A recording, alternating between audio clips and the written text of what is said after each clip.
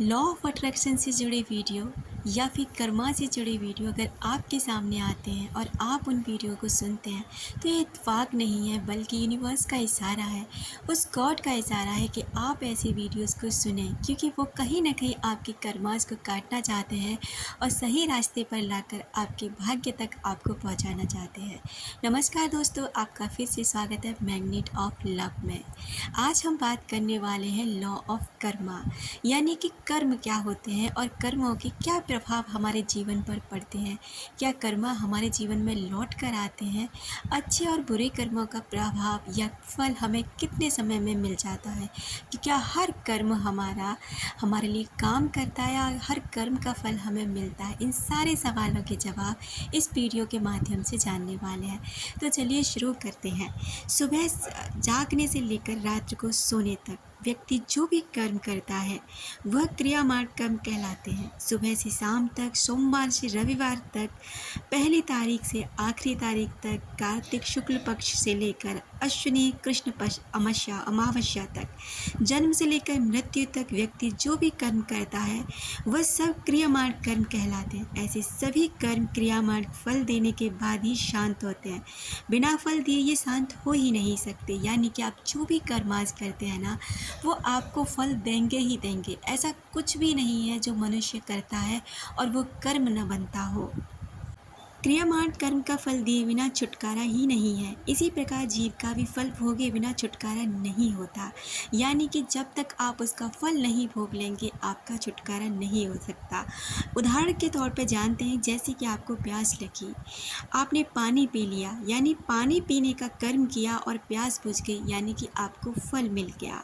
आपको भूख लगी, आपने खाना खाया, खाना खाने का आपने कर्म किया और आपकी भूख शांत हो गई और आपको उसका फल मिल गया, यानी कर्म फल देकर शांत हो गया। आपने स्नान किया, स्नान करने के कर्म किया, शरीर शुद्ध हो गया, कर्म का फल आपको मिल गया और कर्म फल दे करके शांत हो गया। और यही आपने किसी को गाली दी, उसने आपको चाटा मार दिया, कर्म का फल मिल गया, कर्म फल देकर आपको शांत हो गया। इस प्रकार सभी क्रियामान कर्म फल देते हैं और उन फलों को भोगने से ही वो शांत होते हैं।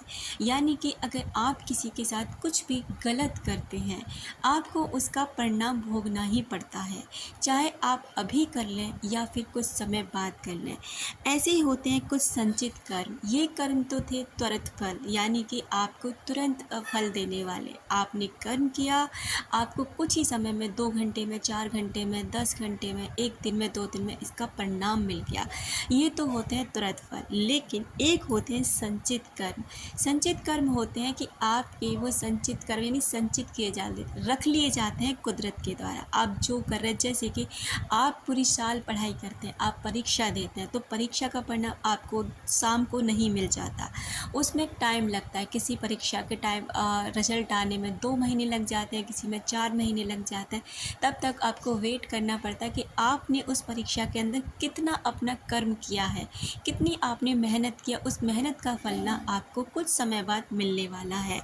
इसी और क्रियामण में ही ये कर्म आते हैं, क्योंकि कुछ क्रियामण कर्म ऐसे होते हैं जो तत्काल फल नहीं देते, उनका फल मिलने में समय लगता है। उन कर्मों के फल को पकने में देर लगती है, तब तक वह अपवित्र रहते हैं और जब तक फल नहीं देते तब तक वही खाते में आपके जमा रहते हैं, यानी संचित कर लिए जाते हैं।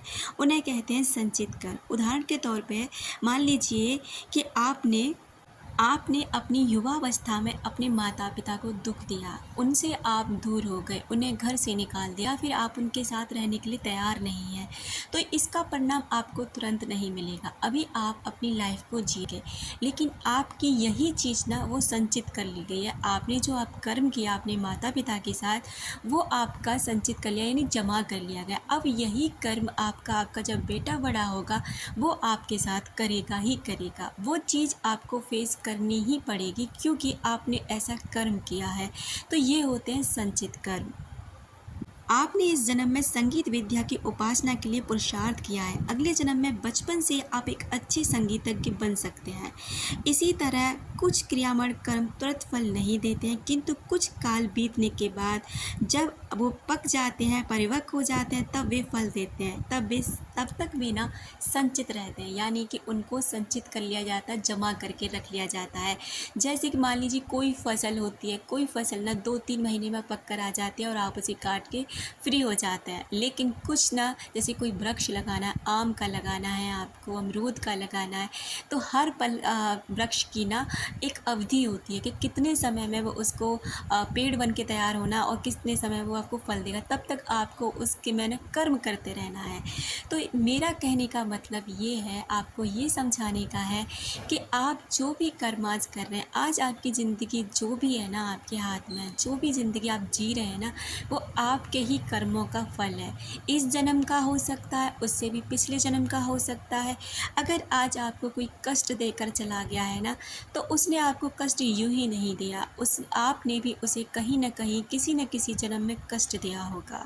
उसे नहीं दिया होगा, किसी और को दिया होगा। लेकिन कुदरत क्या करती है, या तो उसी व्यक्ति के द्वारा या फिर किसी दूसरे व्यक्ति के द्वारा आपको उसी दुख से फेस कराती है, उसी तकलीफ़ में डालती है, जिससे आप फील कर सको कि आपने किसी व्यक्ति को तकलीफ़ दी है, जिससे कि आपको ये महसूस हो सके कि आपके द्वारा दिया गया दुख किसी व्यक्ति को किस हद तक परेशान कर सकता है। इसलिए अपने कर्मों पर ध्यान देकर ना अपनी लाइफ को आगे बढ़ाइए।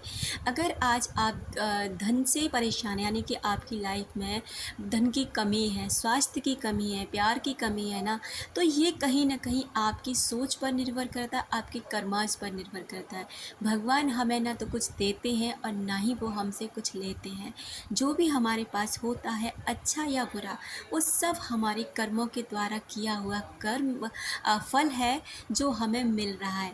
तो आज अगर आपको ये वीडियो सुनने को मिल रहे हैं, तो भगवान चाहते हैं कि आप अपनी कर्मा सुधार करना आगे बढ़ें, जिससे आगे वाले जीवन ना आपका अच्छा बन सके और आप भी अपनी लाइफ को, अपने जीवन को महत्वपूर्ण ढंग से जी सकें। और दूसरी बात यह है कि कोई भी इस दुनिया में बेकार नहीं होता। हर इंसान को, हर जीव को, हर पशु पक्षी को भगवान ने किसी न किसी विशेषता के साथ इस धरती पर भेजा है। इसलिए ना तो कभी किसी को कम समझें और ना ही कभी खुद को ज़्यादा। हमेशा समानता का भाव रखें। भगवान आपसे यही कहना चाहते हैं कि हमेशा नेकी के रास्ते पर चल कर ना अपने आप को और दूसरों को सुख देते रहें। अपना रखें ख्याल, अपनों का रखें ख्याल, जिससे आप अट्रैक्ट कर सकें ढेर सारा प्यार और ढेर सारी खुशियाँ। मिलते हैं अपनी नेक्स्ट वीडियो में।